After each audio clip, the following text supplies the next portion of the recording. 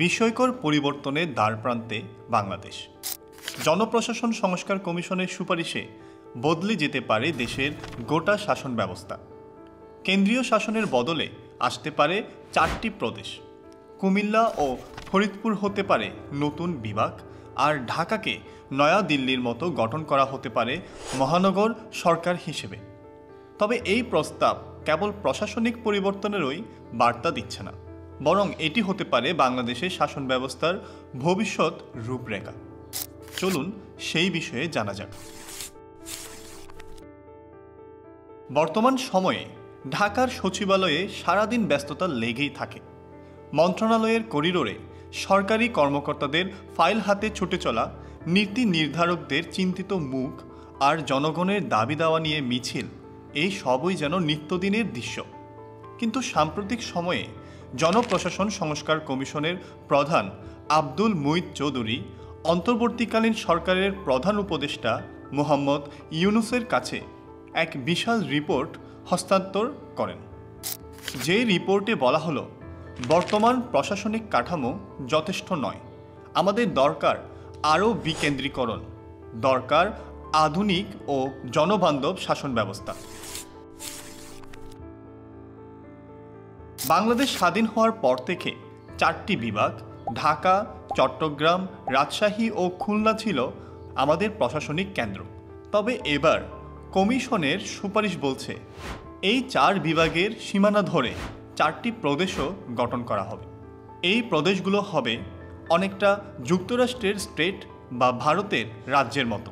তারা নিজেদের প্রশাসন নিজেরা পরিচালনা করবে, যার ফলে কেন্দ্রীয় সরকারের উপর চাপ কমবে।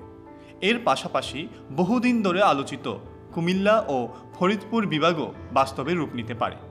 এই 2টি বিভাগ হলে উন্নয়ন আরও দ্রুত হবে বলে আশা করা হচ্ছে। একটি শহর যখন 2 কোটিরও বেশি মানুষের বসবাসস্থল হয়ে ওঠে, তখন তাকে পরিচালনার জন্য প্রয়োজন আলাদা ব্যবস্থা। জনপ্রশাসন সংস্কার কমিশনের মতে, ঢাকা, নারায়ণগঞ্জ, সাভার, টঙ্গী ও কেরানীগঞ্জকে একত্রে নিয়ে গঠিত হবে নতুন ক্যাপিটাল সিটি গভর্নমেন্ট। এই ব্যবস্থাটি হবে অনেকটা ভারতের নয়াদিল্লির মতো, যেখানে কেন্দ্রীয় সরকার সরাসরি রাজধানী পরিচালনা করবে, কিন্তু স্থানীয় প্রশাসন থাকবে নির্বাচিত। এই পদক্ষেপ ঢাকার উপর চাপ কমাবে এবং প্রশাসন আরও কার্যকর হবে বলে আশা করা হচ্ছে। শুধু শাসন ব্যবস্থায় নয়, প্রশাসনিক কাঠামোতেও আনা হচ্ছে ব্যাপক পরিবর্তন। 1. জেলা প্রশাসক ডিসি হবেন জেলা ম্যাজিস্ট্রেট ও জেলা কমিশনার। 2. উপজেলা নির্বাহী অফিসার ইউএনও পরিবর্তন হয়ে হবেন উপজেলা কমিশনার। 3. থানার ওসির জবাবদিহিতা বাড়াতে প্রতিটি উপজেলায় একজন উপজেলা জননিরাপত্তা অফিসার নিয়োগ দেওয়া হবে। 4.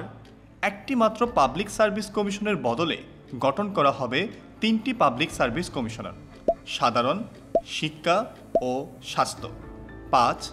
প্রশাসন ক্যাডারের পদোন্নতির কোটা কমিয়ে 50% করা হবে, যাতে অন্যান্য ক্যাডারের কর্মকর্তারাও উচ্চ পদে সুযোগ পান। এই প্রস্তাব বাস্তবায়ন হলে বদলে যাবে বাংলাদেশের প্রশাসনিক ও শাসন কাঠামো। তবে এটি কতটা বাস্তবায়িত হবে এবং কবে নাগাদ কার্যকর হবে বা এর বিরোধিতা কোথা থেকে আসতে পারে, সেই প্রশ্নগুলোর উত্তর এখনও সময়ের হাতে। আপনার মতামত কি? এই পরিবর্তন কি বাংলাদেশের জন্য ভালো হবে, নাকি এটি আরও জটিলতা সৃষ্টি করবে? কমেন্ট করে জানান আপনার মতামত। আর ভিডিওটি ভালো লাগলে লাইক, শেয়ার এবং সাবস্ক্রাইব করে বেল বাটনটি চাপ দিতে ভুলবেন না। ধন্যবাদ।